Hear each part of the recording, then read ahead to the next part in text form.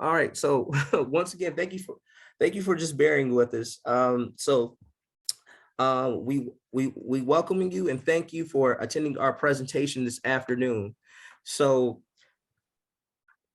as previously mentioned, we already mentioned the housekeeping rules. If you need to utilize the closed caption, please use it at your discretion, as well as we have a question and answer feature that you can utilize in the chat.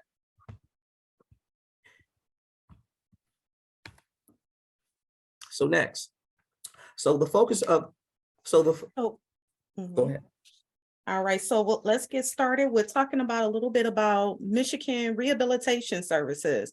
We're going to talk about our mission. Our mission is to develop customized workforce solutions for not only individuals, but businesses with disabilities.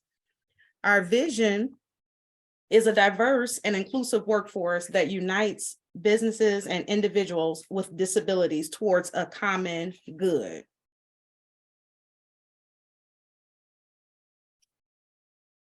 So next, the very brief objectives that we have on our portion of our presentation is focusing on what financial literacy is, how financial literacy connects with vocational services, and just in general, why is financial literacy important?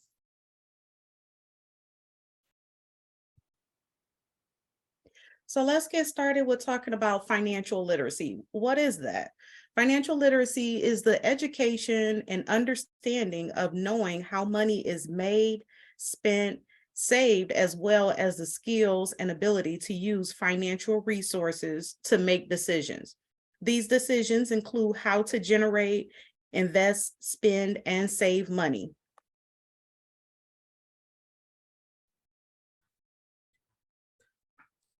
Next, we'll be focusing on the vocational implications that include self-advocacy, labor market information, and financial resources, focusing particularly on post-secondary counseling. So next, we're going to focus on self-advocacy and financial literacy. So in general, when it comes to the term of self-advocacy, in general, the definition of self-advocacy is to be assertive, to be vocal about one's needs and services. So for every customer that we come across, this looks different for them, because if it's an individual that comes to us and they bear the sole responsibility of making those key, important, vital decisions, then they are the individuals to make those decisions. But it doesn't necessarily mean that they have the skill set and the support that they have. But then you also have individuals that rely on, let's say, a parent, a guardian, or just a support person in order to get in that guidance to get their needs met. So it's important to establish and work on developing your team so that those team members can not only include your support people and your relatives, but it can also include individuals like me and Monique, which are vocational rehabilitation counselors, where we have the resources and the expertise to help guide you through those processes of making key important decisions. Also with self-advocacy, it's important to recognize that self-advocacy is learning to develop your independent living skills. So with learning what independent living skills include, it also entails knowing what your rights are and what services are available. And vocational rehabilitation counselors provide this service, but in the event if some additional supports are needed, we also utilize business vendors that provide this service as well. And then also, one key important piece is that when it comes to self-advocacy in regards to financial literacy, what is important is to recognize that you have the ability to negotiate your pay rate if a job position is offered to you, as well as if you are an employee that has provided X amount of years or time at a particular company, there's always room for negotiation for a pay increase. And then last but not least, in the event if accommodations are needed, those can be utilized as well.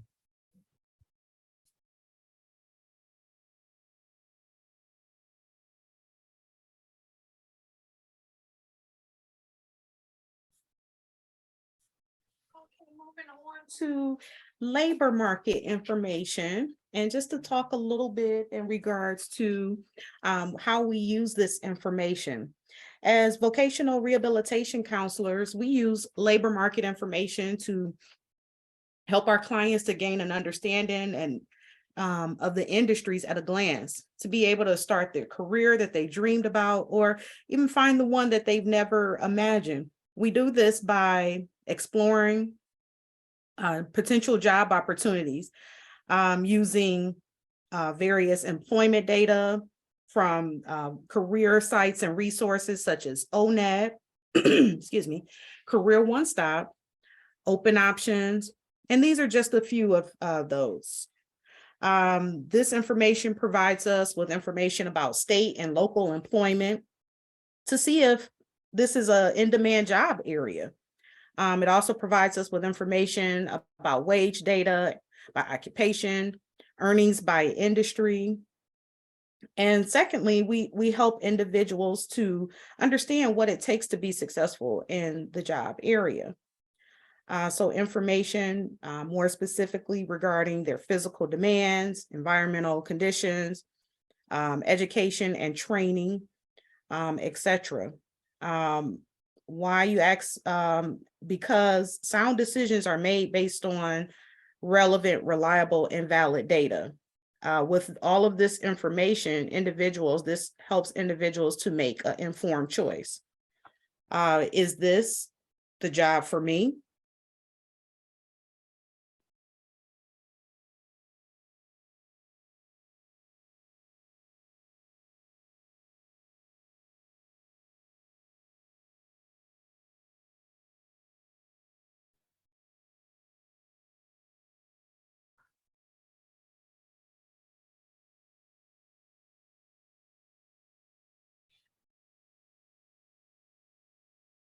Okay, so am I still sharing, Blake? Yes, you are. Okay, so a little bit in regards to financial planning. So here are some things to consider.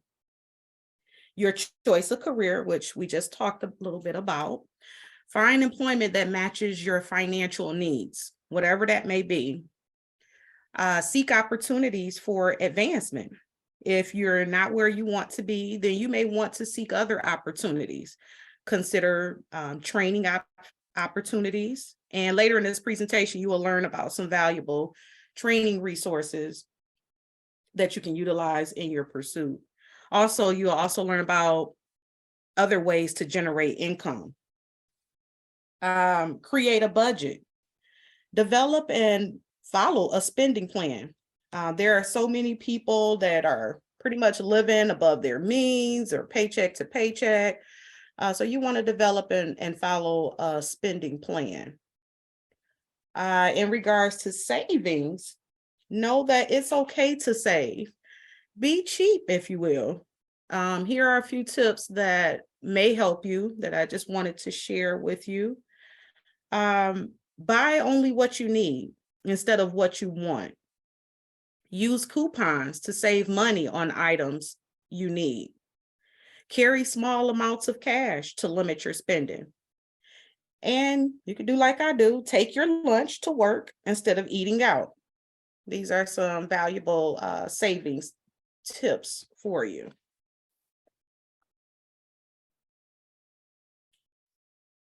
So next, what we will focus on is just providing our customers and audience members with some post-secondary resources. So one phenomenal resource is American Job Center. So with American Job Center, they have numerous programs, internships that our customers or customers in general can participate in, as well as just a phenomenal opportunities of endless resources. So we encourage you. So when it comes to MRS, typically there are MRS offices that share the same office space as American Job Center. So please, customers, visit your local American Job Center location to see if you can participate in an internship or the WIOA program or WIOA youth program if it's applicable. And then also we have a link for FastWeb.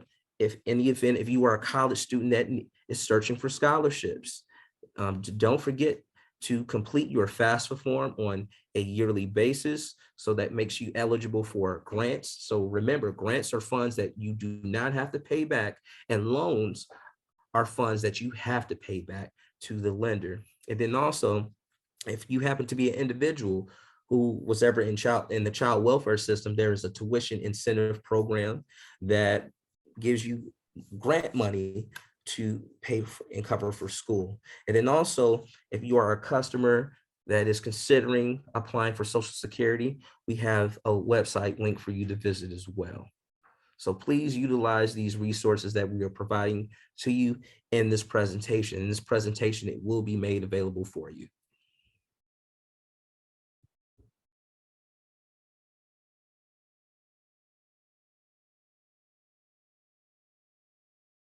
And here are those resources that Blake just shared with you.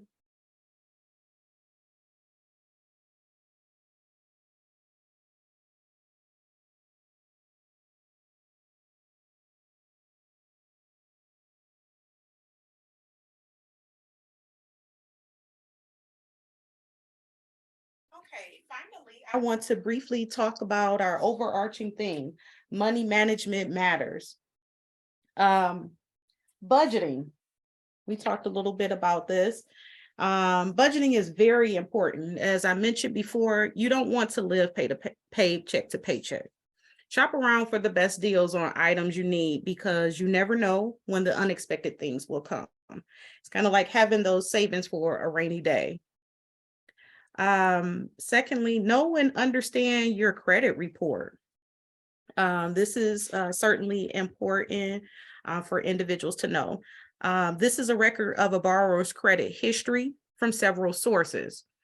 So a credit score is a number based on the information in your credit reports, and it ranges from 300, which is a poor credit, to 850, which is exceptional credit. A credit score tells lenders about your credit worthiness. How likely are you to pay back a loan based on your credit history? This is generally a deciding factor that lenders use to decide whether you get a mortgage, a credit card, or some other line of credit, and the interest rate you are charged for this credit. So pay your bills on time to avoid late fees, utility shutoffs, evictions, and the cost of a bad credit rating. Also, as we just mentioned, with credit cards, this is a form of borrowed money that you are promising to pay back. Mostly every department store that you go into nowadays, they are offering you credit cards. You go into Home Depot, Macy's, Big Lots, etc. But understand, if you use this charge card, this is getting reported. Just because you don't physically see the money, it is still borrowed money. Generally, you will have to have up to 30 days to pay back the money without interest. So you want to pay your bill off right away to avoid interest fees. Now, you will be offered the opportunity to pay a minimum balance, but beware, because this may quickly put you in a debt situation. And lastly, want to just mention about debit cards.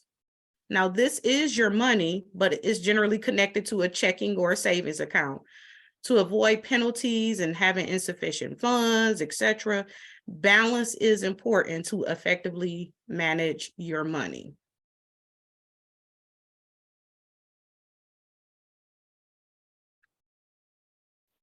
All right. That concludes our portion of our presentation, but before we transition to our phenomenal guest speaker, are there any questions? If so, please enter them at the chat. And if you have any additional questions, please feel free to contact our GOA of our district, Ms. Marie G. Okay, I see no questions. So we are getting ready to transition for our guest speaker of this afternoon. This gentleman is phenomenal. He's an entrepreneur. He's been a radio host. He is our financial guru. He's a product and a proud graduate of Detroit Public School System. He graduating out of Renaissance High School. He is a graduate of Northwood University.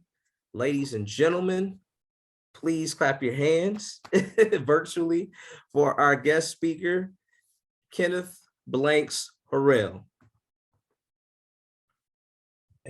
Thank you so much for that warm introduction. Appreciate that. Very grateful to be in this space. Good Friday, everybody. It's always good to be able to do good things in the community.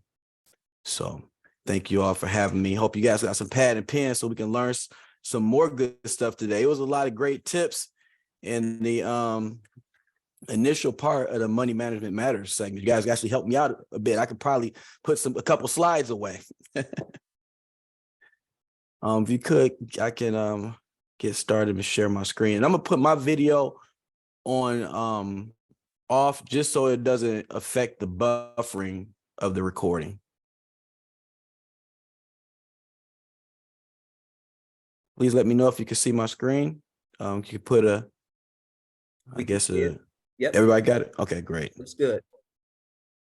All right, excellent. Well, my name is Ken Blanks Harrell. Again, I'm here with Bullish Institute, the Bullish Institute of Financial Literacy. And today's workshop is going to be on saving and investing 101. And I'll be your tour guide.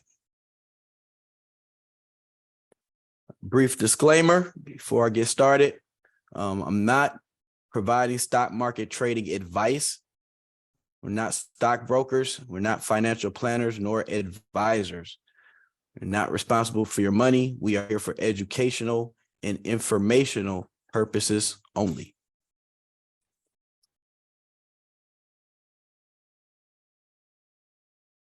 First thing we want to talk about is SMART goals. SMART goals. And SMART is an acronym where each letter means something. So this is be easy for us all to remember.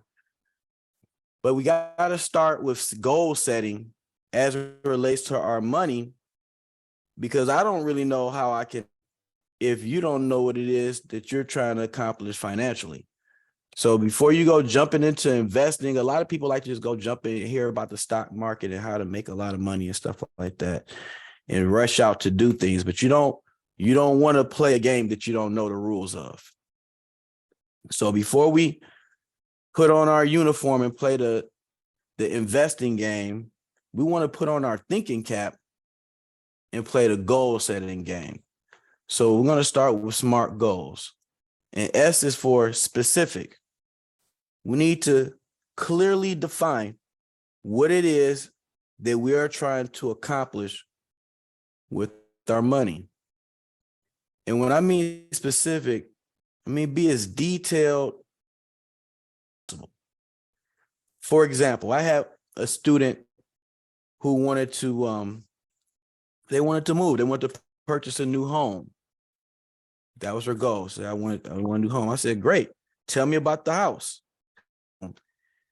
And she said, well, it's 4-bedroom and 3 baths, and it's just going to be really nice. I said, okay, 4 bedrooms, 3 baths, really nice. Do you know where is it going to be? Do you know how many square feet you need? Do you have an island in your kitchen? Walk-in closets, cathedral ceiling? Give me the details. Fireplace, a deck. And she was kind of like looked at me puzzled, like, wow, I didn't think about all that kind of stuff. And I'm like, you should absolutely think about all that, even to what kind of color paint you want on the walls, or if you want wallpaper, and if so, where's it going to be? As many details as you can provide brings you that much closer to accomplishing your goals.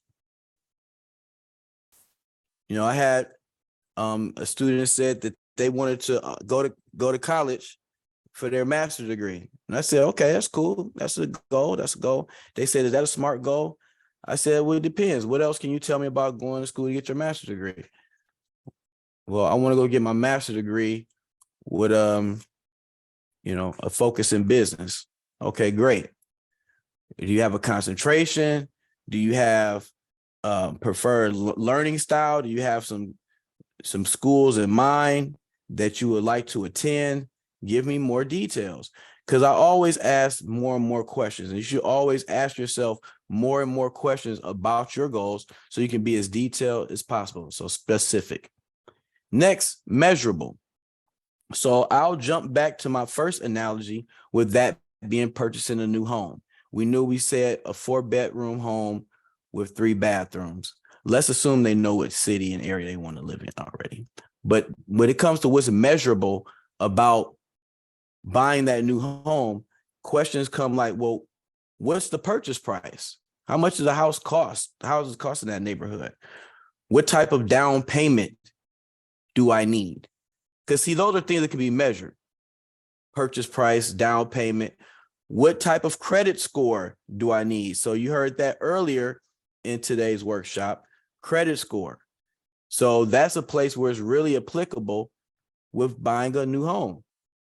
So that's measurable as well. What score do I need?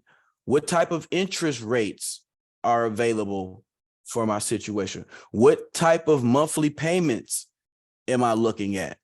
Right? These are questions that revolve around measurement. They're quantifiable.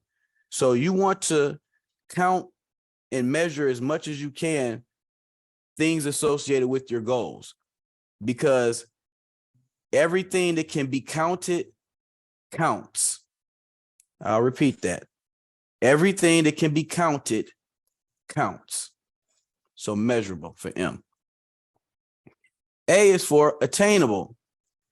Attainable. So now that you've done all your measurements and have all your numbers, you should be able to look at your goal and see if it's attainable. Is it realistic? Because now that you have your measurables, you can do some calculations. You can crunch some numbers. You know whether or not buying an $800,000 house is attainable for you or not versus buying an $80,000 house, right? If we did our measurables, we can crunch the numbers and figure that out and see, is that something that we can really achieve? Because we want to set ourselves up for success, not for failure, not for disappointment. So we want to set goals that are attainable, otherwise realistic. R, relevant. Relevant. I put R here for relevant because we want to invest our money and efforts in things that are relevant to us, meaningful to our life, associated with our path. So for instance, we use the example about the person going to get their master's degree. Well, you will want to get a master's degree that is relevant to what your undergraduate studies were, right? That's a continuation of a path. You wouldn't study engineering in undergrad and then go for a master's in English, right? That seemed kind of odd. You want to stay within the realm of relevancy. So even when you invest in, say, stocks, okay, invest in stocks, invest in vehicles that are relevant to you, that you have some familiarity or comfort with. So I know some folks who invest in healthcare stocks, and they've worked in healthcare for a number of years. They may be nurses or doctors or technicians, but they work in the field. So that gives them an advantage when it comes to investing in healthcare stocks. I know some people who worked for decades in the big three.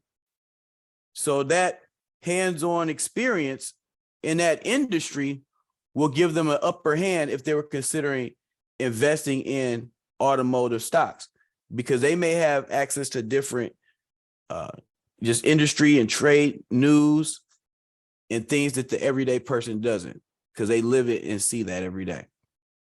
And if you yourself didn't work, let's say in the automotive industry for 20 years, maybe it's an uncle or a aunt or another relative, a grandparent or a parent, anybody, a cousin, somebody that you have close access to that you can ask intelligent questions to, that you can have smart conversations with, that may give you an upper hand if you're considering investing in that respective industry. Last but not least, a timeline. T is for timeline. This is where the rubber really meets the road. I know a lot of people do things like vision boards, right? Cut out pictures, paste them onto cardboard and stuff like that. And I mean, that's cute. I get it. I'm not knocking people who do that. But as it relates to goals, setting real goals and achieving them, you got to put a timeline next to your goals. Otherwise, it's just a vision board. It's just a dream. Vision boards to me are dream boards if they don't have no dates on them. Every date that's important in our lives, we know. Every date that's important in our lives is on the calendar. We know when a loved one was born, when a loved one passed away. We know when we graduate. We know when people retire. We know when someone got married. We know when someone got divorced. These are dates, important dates. We know important dates are on the calendar. So aren't your goals important enough to be worthy of putting on the calendar? Putting a timeline on our goals is what really makes it stick. That takes goals from being mere dreams and hopes and wishes to being reality. Because saying things like, I want to graduate someday, or I want to open my own business one day, I'm gonna buy that house one day, I'm gonna get that new car someday. Someday and one day, ladies and gentlemen, is no day. There's no such day called someday or one or you know what I mean, not on the calendar, or one day, not on the calendar. Thursday is on the calendar. Tuesday is on the calendar. Someday is not on the calendar. Wednesday is on the calendar. One day is not on the calendar. So all goals have a timeline. SMART goals: specific, measurable, attainable, relevant timeline. And I want to kick this class off with a little pop quiz, if I can. Let's see who's been paying attention, who's had their pad and pen working. Who can tell me in the chat what are SMART goals?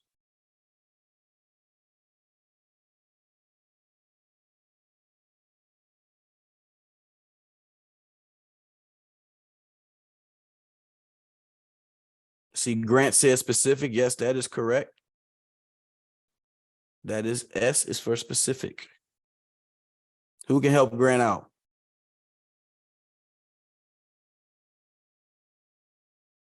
Yep. Measurable. Yes. Christian, thank you. Scott, yes. Attainable.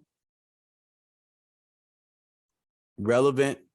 In the timeline. Excellent. Thank you all for paying some attention. And hopefully it's something that you can put to good use. Setting SMART goals. So as we set our SMART goals, and thank you for that, Vanessa, as well. Setting SMART goals, there's two goals typically fall into two categories: short-term and long-term. All right, so two types of goals. Short-term goals are things like loan and credit card payments, right? Rent or mortgage payments, things like that, insurance. So rent, mortgage, loan, credit, that stuff that kind of comes around like every 30 days, right? You can always get hit with a bill. I think it's 28 days is the billing cycle. So they come short-term, right? About every 4 weeks, we got to pay the same bills over and over again. All right. That's just how that goes. Insurance payments, depending on how your thing is, it could be monthly, but some people do insurance on a quarterly basis or every 6 months. But that's still considered short term. Household appliances. All right. Household appliances. Whether it's repairing a broken one, you might need money for that. Or if it's getting a new one, you want to upgrade that stainless steel, get you the one with the French doors and the pull-out drawer freezer in the bottom, all that stuff. And last but not least, a wedding. That's considered short-term goal too. Why are these all considered short-term goals? Because short-term goals are considered goals that you intend to achieve within 24 months or less. 2 years or less. Right? You don't want to take more than 2 years to get married if you've been engaged. You might start causing trouble in paradise, making the natives get restless. So long-term goals. Let's look at long-term goals. Long-term goals take at least 5 years, and you're like, that's if you're lucky. That's the shortest amount of time. So I like to say 10 or more for long-term goals, like long-term. So paying off a mortgage. Most people, mortgages payments are in the decades, right? It could be 2-3 decades you paying that thing off. So that's a long-term goal. It's definitely not short-term because unless you've been in your house forever, you're not about to pay your house off in the next 2 years, right? Or creating a college fund, right? It takes whatever amount of money you can possibly save in 2 years is not enough for a college fund, right? Starting a business, the amount of money that you can save in 2 years probably isn't sufficient enough money to open a business and have working capital for it to survive the first 6 months. It takes time. It certainly takes time to save for retirement. That's nothing you can do in 2 years. And for most people, purchasing a home, which can be done in 2 years, but it's considered more of a long-term goal for most folks. You save up because you don't want to just have just enough to make the down payment and move in. You want to have money to, furnish it and enjoy your home too. So I wanted to make sure we can all see the clear deviation, clear variance between what a short-term goal looks like and what a long-term goal looks like, and the type of money that it takes to do it. So if you really just at a bird's eye view, step back and look at it, most of the stuff on the left can be done with hundreds of dollars or thousands of dollars. Now, the wedding can break 10 grand depending on how you do your thing. But long-term, you're supposed to have help with that money. But long-term goals, everything on the right side is a 5-figure or 6-figure situation. That's why those are long-term goals. It's nothing that you can accomplish on the right-hand side of the screen with hundreds or thousands of dollars. It's probably, depending on a business use, there are some businesses that you can start for under 10,000, but not a lot of good ones. All right. So short-term and long-term goals. Saving money is the key, ladies and gentlemen. The key to your financial success is saving money. I assure you that is the missing key. That is the secret ingredient. I have way more stuff to teach you today. There's way more stuff in the world of financial literacy to learn, but I'm going to give you the key early in this course up front. And the key is saving money. I want you to walk away from this workshop with a different respect for your money, a different relationship with your money.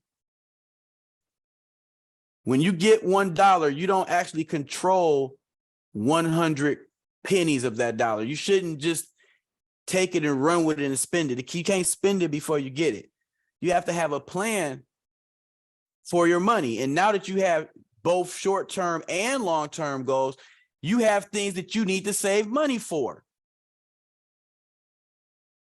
Immediately, if any of us have realized that we have short-term or long-term goals, or we have these jars to fill now. Every dollar you get a portion of it needs to go in its respective jar for things like retirement or the house you want to buy, college fund, vacation. I love that this illustration has the vacation there. Like the money don't come out of thin air. We can't just live our life YOLO, you know, you only live once. We can't do it that way and set our money on fire. We have to save for the future. We have to save for anything that may happen, emergencies, just because things happen. Save your money. I used to think as a child growing up, because I saw my parents writing checks, I used to think that the power was in the checking account. It wasn't until I got older and wiser I realized the real power is in the savings account. Not only having money for a rainy day, what if you had money for 1,000 rainy days? You would live your life with a lot more confidence and you wouldn't have as much stress just because you had an emergency fund. So if anything happened, you good. You can't get thrown off course that easily. And so that helps with mental health as well. Financial health is connected to mental health. I'm almost certain of it.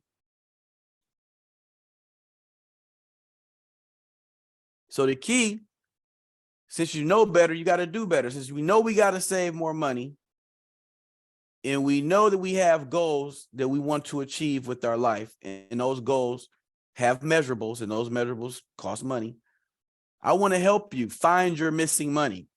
I had to have an intimate conversation with myself. I had to look in the mirror at my life and my habits and figure out, where does my money go?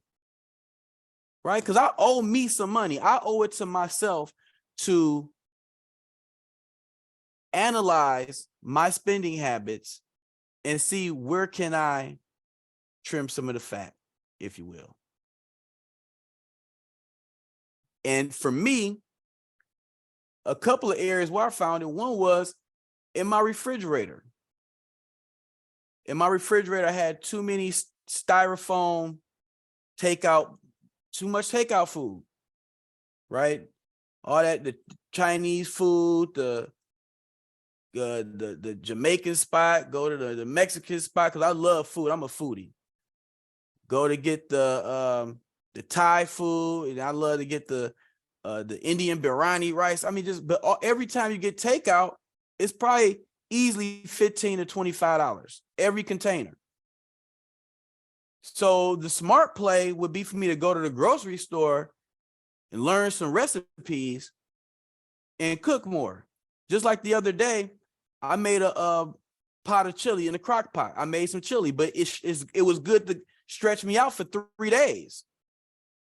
Another dish that I know I can stretch for 3 days is spaghetti.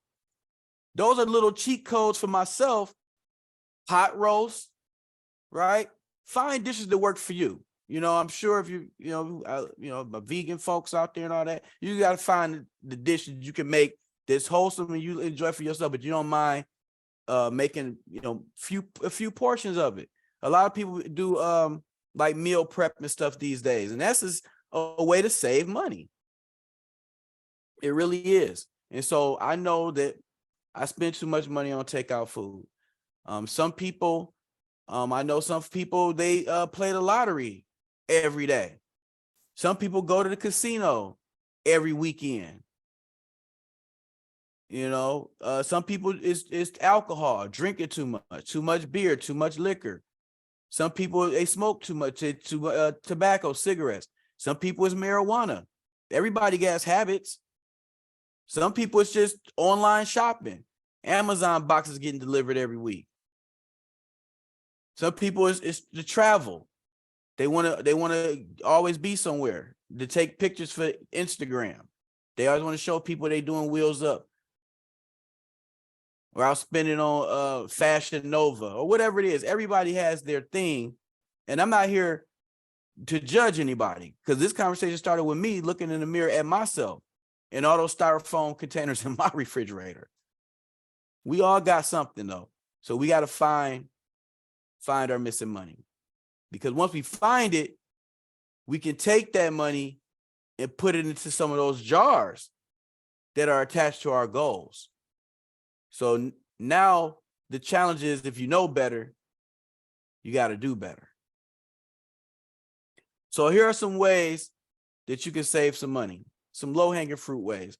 One, another thing I found about myself when looking in the mirror is cancel unused subscriptions.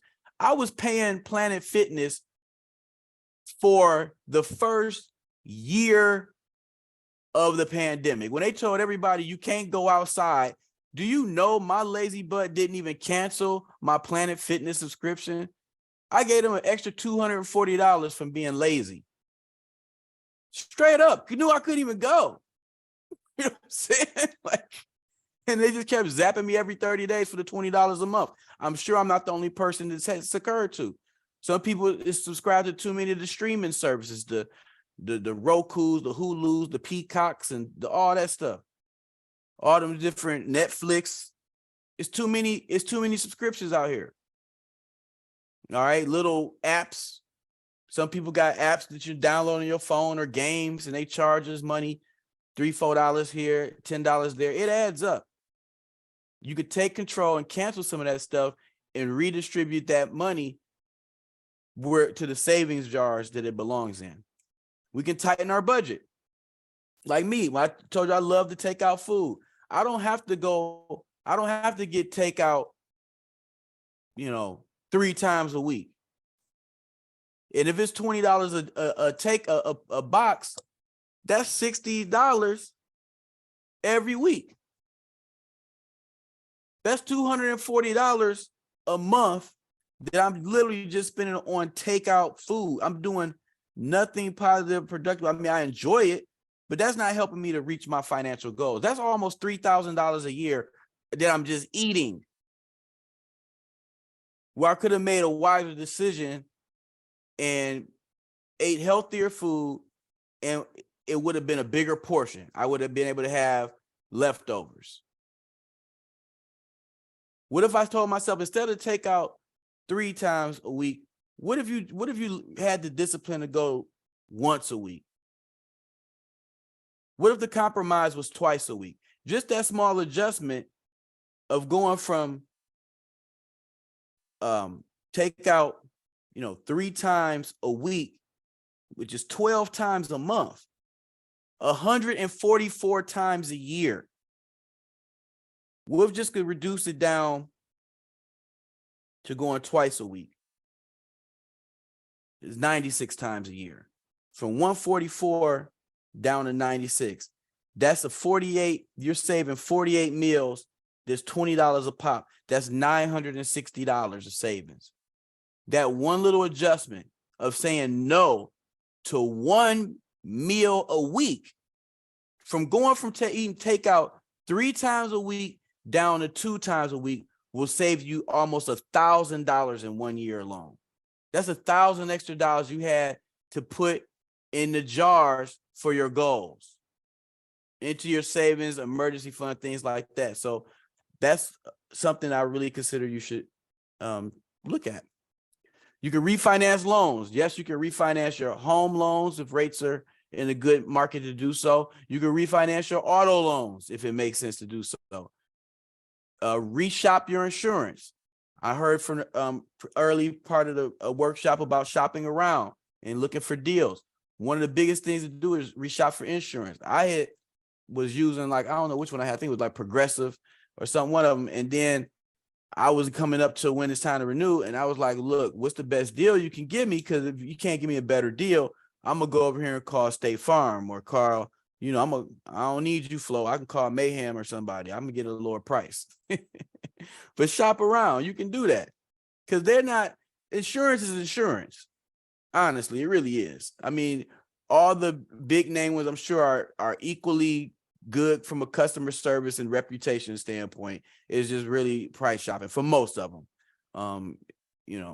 So, and also, last but not least, finding ways to boost your income. So I know a lot of folks who are taking advantage of the gig work, that whole paradigm shift. So from doing things like driving Uber Eats, Lyft, DoorDash, and those type of things, to renting out the vehicles through the eToros or Airbnbs, all kind of interesting things. Instacart, right? It's a lot of ways to earn extra income. I know some folks who are selling stuff online, like just knickknacks they had laying around the house that's resellable, or some people resell like used clothes or books or trinkets, all kind of things. You know, people are on OfferUp and eBay and Craigslist. It's ways to make money. It's ways to gig. And some people are just good at other stuff. If internet skills, do websites, social media, maybe are artistic, can draw, do visual arts, videos, you name it. So do a self-assessment and look at what are some ways you can boost your income, because we all have skills. I know some people are secret shoppers. Everybody could be a secret shopper. You know what I'm saying? You don't have to have no special God-given talent to do that. You can just learn the process and go do it and start making some extra money. So some tips are to set a savings challenge. Set a savings challenge. Just like we looked at one earlier, you can say, how can I save an extra $1,000 in a year? Maybe you want to save 2,500 or 5,000. A lot of you people use round numbers. Is it possible for me to save $10,000 this year? What if you fell short and you only save 8,000? But what do you mean only 8,000? Like, isn't that an amazing accomplishment from a challenge? You got $8,000 saved, or even it's $8,100. Wherever you are in your financial literacy path, if you know better, do better. And you should be able to do better after today's workshop and make this a good Friday indeed. Hold yourself accountable. Check your progress once a week. That'll keep a pulse on it. You don't want to drift off too far and not stand on top of your goals. Don't let more than 1 week pass by without looking at your goals and making sure you're on pace. And also come up with some new low-cost hobbies, right? So if your hobby is like my sister, she likes to eat at fancy restaurants. And I'm a foodie too. I love to go. It's just that everywhere where she like to eat, those places, like every dish, the cheapest dish is like $40. You know what I mean? It's like those places have $20 appetizers. I'd be like, oof, too pricey for me. That's an expensive habit. It's an expensive hobby. I rather call it a hobby. It's an expensive hobby to have. I know some folks there that have a hobby, they're in the shoes, but they're like in the Jordans. Jordans are like $200 a pair. Minimum, might be more. That's a kind of pricey hobby. So maybe exploring some new low-cost hobbies, like, I don't know, gardening or something like that. But there's some cheaper stuff that we can do out here. And enjoy the great outdoors. So keep moving here. This slide was taken from the United States Department of Labor infographic on the U.S. consumer expenditures. So people, are more putting their money to waste. These are some of the places where money goes. Some of these are necessary expenses. Some of these are unnecessary expenses. This is giving you the numbers on the average U.S. household bringing in a gross of $63,000 and spending an average 49 and change, so nearly 50,000. So if you took 63,000 and multiplied it by the tax rate, you're going to basically be breaking even. This family is breaking even at best, not even getting over. No money to save it. We spent all of our money before we even get it.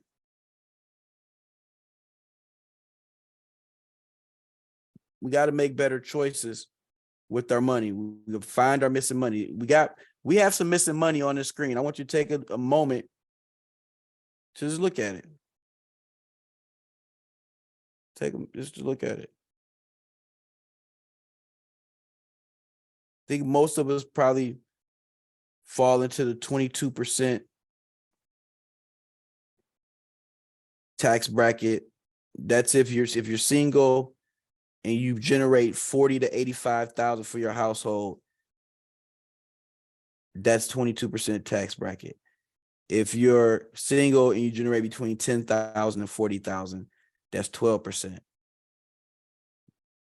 you're married 20,000 to 80,000 is 12% tax bracket. 80,000 to 171,000 is 22%. 24% is if the household is doing 171 to 326,000. I think that covers most, but not all, folks. Most. So call it 24%. So 63,000, which that isn't at that rate. So where we like, well, we just go up with 63,000 taxable rate is. So we're gonna go 22%. So 63,000 is 22%. So that's $13,860 out of that. Once you give up that 13,000 extra change, that only leave you 50. That leave you basically is even. I had to do the real math. It's even. That's scary. And you see, it's enough money on here for tobacco, for entertainment and alcohol and other things, clothes and miscellaneous. There's money on here for stuff we don't need. But I can't believe after all the hard work we do to earn our money, we don't pay ourselves first and save no money. We put ourselves dead last. And we can't continue to rob our future self from having a quality of life by the poor decisions we make today financially. So again, if we know better, we got to do better. Pop quiz. What are 3 ways to save money? We went over at least a dozen ways. So I'm excited to see who has been paying attention. Looking for 3 ways to save more money.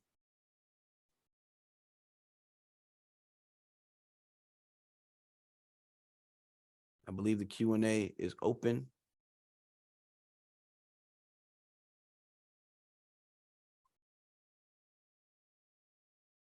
Three ways that we can save more money.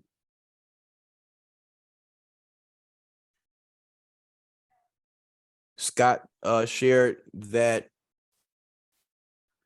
if you have a mortgage with private mortgage insurance that was initially required, you can check with the mortgage company to see if you qualify to get it removed. That is a fact. I've had that happen at my own personal residence. I had bought a home on FHA and had mortgage insurance and then refinanced it out of there. Yes, Tanika, cancel unused subscriptions. Jeanne, yes, low-cost hobbies, complete savings challenges, resell used goods. Excellent. Jacob, don't eat out, my man. Stop eating out, cancel subscriptions. Yes. Decrease takeout. Yes, Alex, right on the money. Cancel some subscriptions. Yep. Make more food at home. Get rid of unused memberships. Streaming. Definitely with that streaming. More grocery shopping. Less takeout. Yes. So I'm not alone with the food situation. We all share that plight together. Yes, Kristen, going out to eat less and meal planning. Excellent. Thank you all for paying attention. That is excellent. Good stuff. We got more than 3 ways. We have a lot of different ways. So let's start trying to implement them in the future if we can. So now that we know, where are ways we can trim the fat, how to save more money, and we know about setting goals, both short-term and long-term, and finding our missing money, I'm giving you an alternative of where you can place that missing money. You can invest it. The game is to save your money and invest your money. The first goal with your savings is to save up for an emergency fund in case of a rainy day.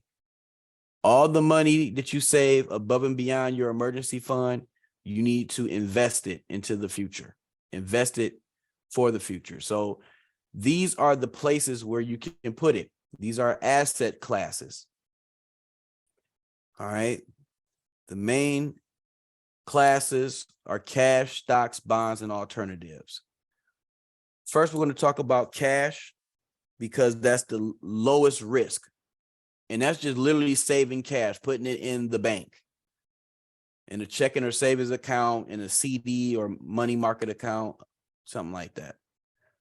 It's liquid, it's there for you if you need it. It's low risk because the bank is pretty much safe, but you don't make no money on it. Like, it does not offset the rate of inflation. So your money in the bank will not go to zero necessarily, but it definitely loses value over time. Medium risk asset classes are bonds. Bonds are basically loans to companies or governments where they pay a flat rate of return, like interest rate, on our money at a specific date. So it's very straightforward. It's not a lot of risk in bonds, but it's also not a lot of a lot of reward either. All right.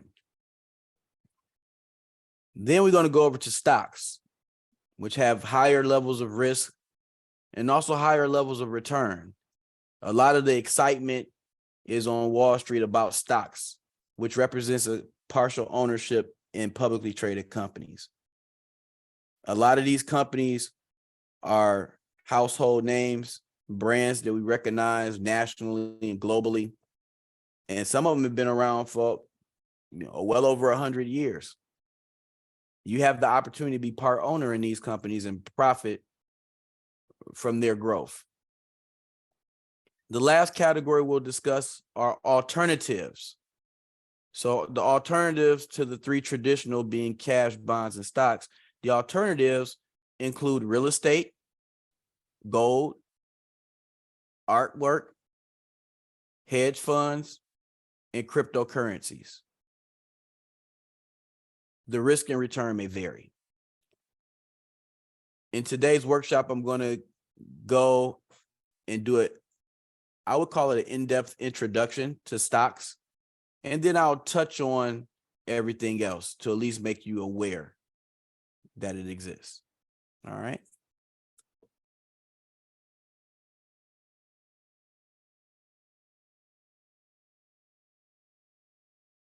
Gotta make sure I share this out. Okay. Here we go.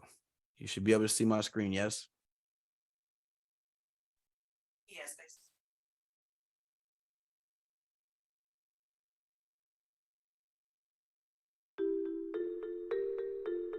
When you work a job, you're basically exchanging time for money. The more hours you work, the more money you make. It's a good way to get by, but a bad way to build wealth because eventually you simply run out of hours. That's why if you want to grow wealth quickly, you need to make your money work for you. How? By investing and trading in the financial markets. Okay, so think of the financial markets as a garden where you grow wealth. Just like you plant a seed and watch it grow, in the financial markets, you can invest a small amount in companies, real estate, foreign currencies, and other securities, then share in their profits as they grow in value. And thanks to a financial principle called compound interest, your take becomes bigger and bigger every year. For instance, let's say you invest $1,000 in Company A. In the first year, they grow 15%, meaning you make $150, bringing your total to $1,150. Then the next year, they grow another 15%. But instead of making 15% on $1,000, you make 15% on your new total, $1,150, which translates into $172.50 for the year and $1,322.50 total. Do this a couple more years and you will have doubled your money without lifting a finger. But if you never invested that $1,000, you wouldn't have earned anything.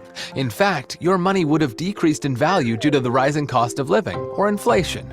Even with an inflation rate of 5%, that $1,000 would have lost a third of its value in 10 years. So clearly, investing is the better way to go. But how do you do it without taking on too much risk? First off, you should put enough money into savings and insurance to protect yourself in the event of a downturn or adversity.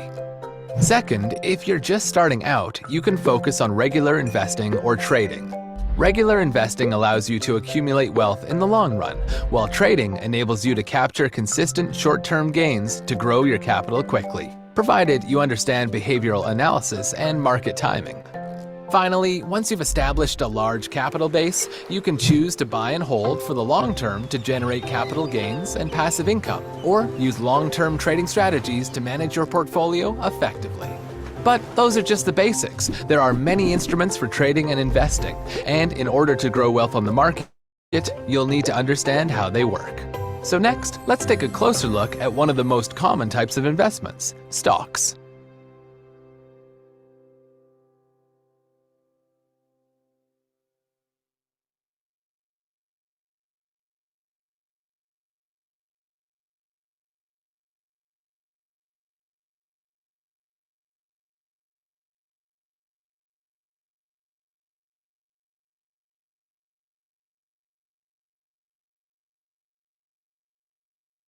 All right.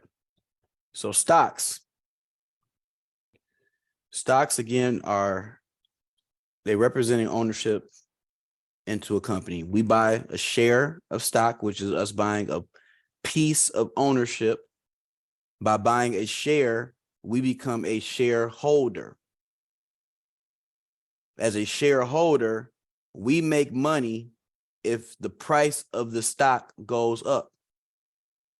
We lose money if the price of the stock goes down. But most people are attracted to the stock market because over the long haul, the stock market has averaged nearly 10% returns year over year for 100 years. So people believe in the stock market. In addition to making money as the price goes up, you can make money by collecting dividends. All right, dividends are more like the icing on the cake. Price going up is the cake. Dividend payments are the icing on the cake. Some companies, not all, some companies pay dividends on a monthly basis. Some companies pay dividends on a quarterly basis. Most of them pay it on a quarterly basis. At the bottom, you'll see the quote by world-renowned investor Warren Buffett. And it says, rule number 1, never lose money. Rule number 2, never forget rule number 1. A lot of folks want to know how are stocks valued. Some things you want to consider when evaluating a stock is the cash flow of the company, the latest news, and the future profits. These are things that we want to consider. All right.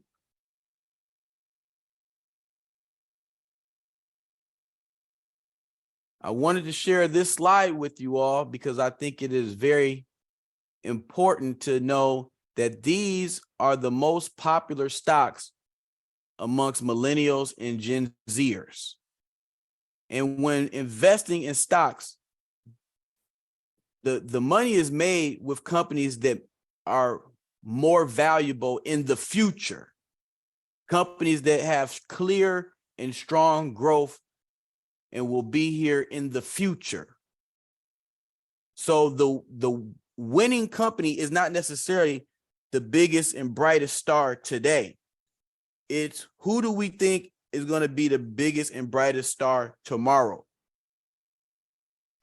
Here are 50 companies to get you started and introduce you to the wonderful world of investing. There are literally thousands of different companies you can invest in on Wall Street. And it's a lot of junk companies out there too that you can lose every dollar on. So I try to stay with reputable brands, companies I know of, heard of, have spent some money with, and believe in. As an exercise, I'd like each of you to take a moment, take a pad and pen. I'm gonna give you 2 whole minutes, 2 minutes to take time and look at this screen and think, what companies do you already spend money on and spend money with? Some of us have been spending money with some of these brands for years, even decades. Some of us, our families for generations. And my question to you is, have you ever made $1 back from any of these companies? If you see a company on here that you spend money with and do business with consistently, and you've never made $1 from them, I'm here to let you know you can invest in stocks from these names and make off of them. So it's time to get some get back. So take 2 minutes, look at this slide, and jot down for me no more than 20 names. And if you look, some of you may not deal with none of these companies. If you don't see nothing on here, because I want you all to be honest. We're going to be honest with each other on this Good Friday. If you don't see one company on this screen that you believe in, if you don't see one name of one company that you think is going to be here in the future that you can make some money with, then don't write nothing down. If none of these 50 companies impresses you, hey, you don't have to write something down just to write down. Don't write down nothing if you don't believe in nothing on the screen. But if you believe in something, if you see something that you can connect to and believe in, I want you to write those names down too. And in 2 minutes, we'll have a quick conversation. I'll be right back.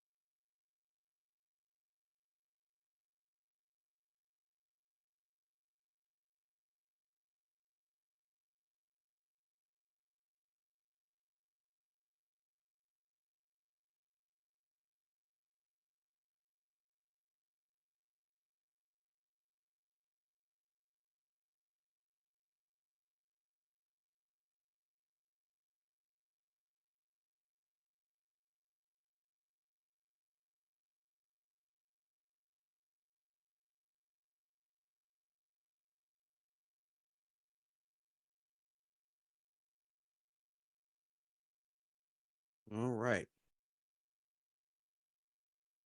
Pop quiz time. Pop quiz time. What are 5 companies that you spend money with? I know we all saw some on that sheet. And if you are the person that saw 0, please say 0 in the chat. I would love to know who that was that didn't see one company.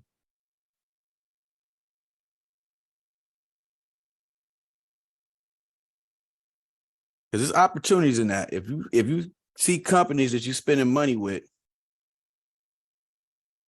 instead of being just a customer, you can be an investor. You can be a shareholder, right?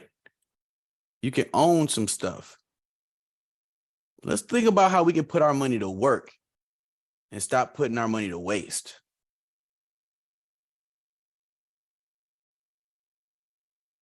See, Scott said Moderna, Disney, Ford, Starbucks, GE. Yeah, some solid names there. Tanika says Netflix, Spirit, Delta, Amazon, Facebook. Yeah, we use them all the time. Let's see. Jacoby says, Jacob says Amazon, Delta, Twitter, Netflix, Coke, and Starbucks. GN, ExxonMobil, Delta, Boeing, Amazon, Bank of America. Alex says Disney, Starbucks, Amazon, Facebook, Apple. Tanika added Microsoft. GN has AT&T, Coca-Cola, AMC, Ford, General Electric.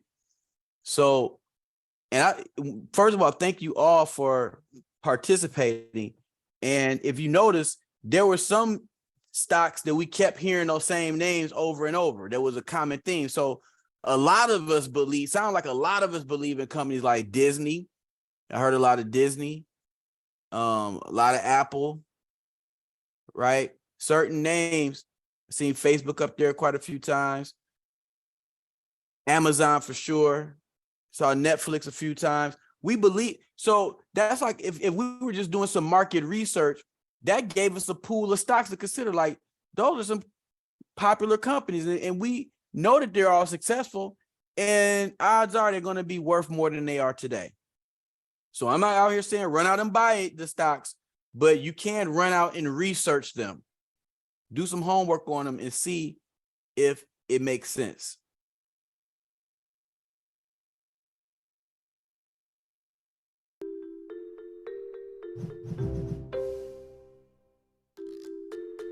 The stock market is a great place to generate wealth, but before getting started, you have to understand a few basic terms.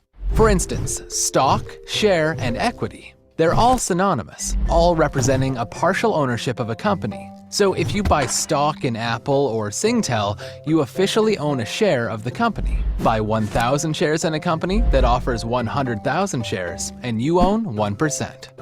Owning shares allows you to benefit from a company's growth and profits in the form of capital gains and dividend payouts. Capital gains represent the difference between the purchase price of an investment and the eventual selling price. So if you buy one share of a company for $1 and eventually sell that share for $5, you receive $4 in capital gains per share. A dividend payout is the percentage of a company's earnings that get paid to shareholders who have stock in the company, usually on an annual basis. Those are the basic terms. Now, let's look at basic market function. It all starts when a company decides to sell its shares in an initial public offering, or IPO. This is when a company goes from being totally private to one that is owned and traded by the public. Once on the stock market or exchange, you can purchase stock in that company through a stockbroker, along with other companies also listed on a stock exchange. Which leads us to our next topic, how to choose which types of stocks to buy and trade. One way is to separate them by sectors, like financials, real estate, healthcare, technology, and so on. Another approach is to divide them based on the size of the companies, also known as market capitalization. On the low end are penny stocks, which are cheap, volatile, but offer high growth potential. Then there's mid-caps, which provide solid growth potential with less risk. And on the high end, blue chips, which are usually larger with strong track records, more stable companies with higher stock prices. Finally, you could check out stock indices or indexes. These are used to measure the value of a particular section of the stock market. For example, the S&P 500 index tracks the performance of 500 companies in the US markets, giving us a good overview of the health of the overall US markets. And in Singapore, there's the Straits Times Index, which tracks the performance of the top 30 companies listed on the Singapore Exchange. Every market has its own benchmark, and tracking the indexes is a good way to determine the direction of the market overall. So those are the stock market basics. Next up, let's explore some of the other products that can be found in the financial markets.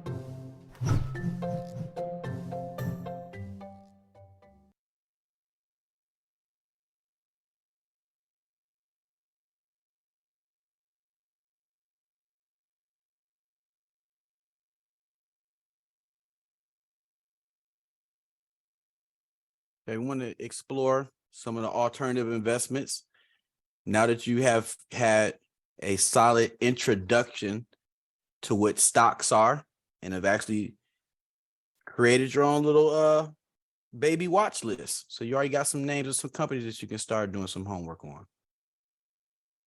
So we mentioned what bonds are. We talked about bonds earlier. I'm just going to do a brief on the alternatives. So bonds, essentially, they have a set date of maturity. You get paid a fixed interest rate. They're less risky than stocks, but they're just not as liquid. All right. A bond is merely an IOU. It's a loan. It's a contract. So you pay money, you get paid interest back on it. You can get money from treasuries. Corporations can issue bonds, state governments, local governments, foreign governments. All right. You can invest in gold. Gold is another alternative investment option. Physical, people invest in gold coins, gold bars, like gold jewelry. You can also do it in through mutual funds and ETFs, stocks of gold mining companies, also futures and options. Some people like gold because they consider it a way to diversify their investment portfolio, protect against inflation, and be a safe haven for their money. Some of the cons include mediocre returns, the price fluctuations and volatility, and tricky tax treatment. Some folks, like myself, like to invest in real estate. That's right, real estate. We can invest in properties. You can invest in what's called REITs, or real estate investment trusts, mutual funds and ETFs, or private funds. Some of the benefits: real estate has a lot of tax breaks. It's a great way to add diversification to your portfolio. If you are a landlord or landlady, you can get regular income, inflation protection as well. Types: residential, commercial, industrial, retail, and timberland. And Monopoly taught us diversification, location, patience, and don't go to jail.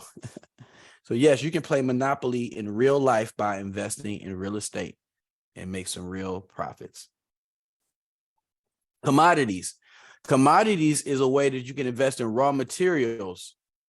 All right. And those materials are used typically to make other products and services. So, or products and goods like gold, soybeans, oil, cattle, wheat, just to name a few. You can also invest like in things like corn, pork bellies, coffee.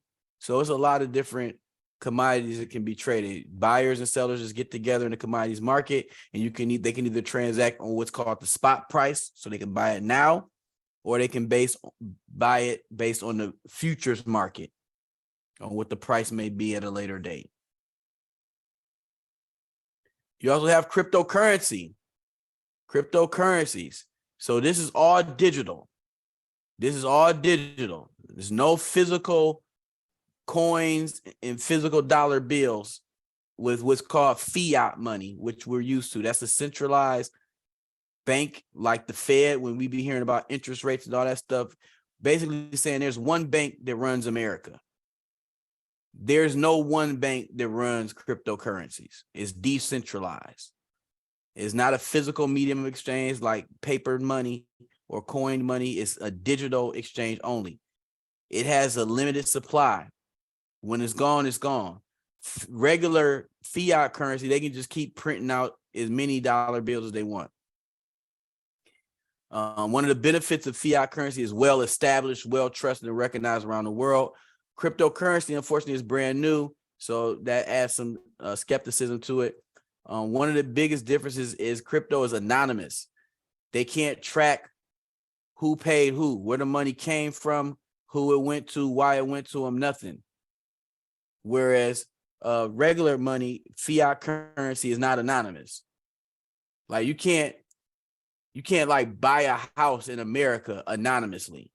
You have to go through a process with dealing with the deeds and register deeds with the county. It's paperwork. You have to file, right? It's just certain transactions. You can't make any big money transactions in America without it being documented and recorded and made for public record. Your credit cards, think about that. That's public record on your credit report. You having an auto loan, the world know you got a car loan and how much you own it and how much your monthly payment is and whether you've been late or not, all that. Expensive with a house and all that. Cryptocurrencies don't have no record or tracking like that. But it can be risky because of hacker scams, and there's no protection. There's no government agency or judicial system to protect you if you lose your money or something happens to you. There's nobody to file a complaint with. Some of the examples of the most popular cryptocurrency coins or tokens are Bitcoin, Ethereum, Ripple, Bcash, EOS, Stellar, Litecoin, Cardano, IOTA, and Tether. And if you're going to do this, stick with the names that's out there, because it's like the wild, wild west. So, we don't None of us really know what it is, but it's based on what's called blockchain technology. So if you are interested in cryptocurrency, study blockchain technology. Because the last one we're going to teach, we'll introduce you to is NFTs, or non-fungible tokens. These are unique digital collectibles that are bought with crypto. So people take their crypto tokens and buy one of a kind digital assets. They can be art, collectibles, sports memorabilia, highlight reels, but it all exists digitally on the blockchain technology. And it's gotten popular because a person can be a digital creator like me or you. Anybody can create something on the computer. And because we created it, we're the owner. We have control of it. And that makes it, because it's unique, it has a certain level of value. Because things that are rare have value, like the Mona Lisa. The Mona Lisa is a rare painting, and there's only one Mona Lisa. So you can now go to your computer and make your Mona Lisa for you. No, it's not of the actual Mona Lisa, no, just whatever creative expression you can make that can be captured artistically and digitally, and it's now unique. It's one of a kind, only one in the digital world that exists. And because of the scarcity and rarity of it, the price or value, the perceived value, fluctuates. And there are people in the online digital community that will buy these digital tokens for a price, right? It's all about buying low and selling high. So people buy and sell non-fungible tokens or NFTs, similar to how you can buy and sell stocks or even real estate. It's just all done in a digital marketplace. All right. And if you have questions on any of those alternative investments, any questions on any of the traditional asset classes, stocks, bonds, cash, or even if you were interested in stock options and things like that,